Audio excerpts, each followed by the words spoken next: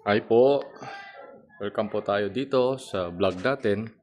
Ito na po yung mga cherry blossom natin. Ayan. Ito na po yung mga DIY namin. Sariling gawa po namin cherry blossom at saka totoong kahoy at ang kanyang mga sanga. Ayan po. Ayan. Ang ganda niya po. Ito po yung purple color na cherry blossom. Ito naman po ay pink. Yan.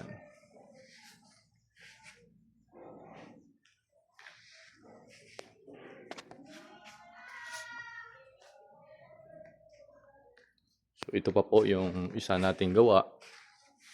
Gawa rin po siya sa totoong kahoy. Ayan yung kanyang mga kinakapitan.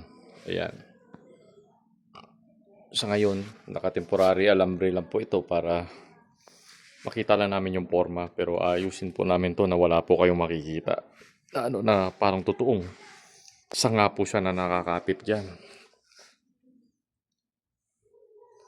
So, yan na po.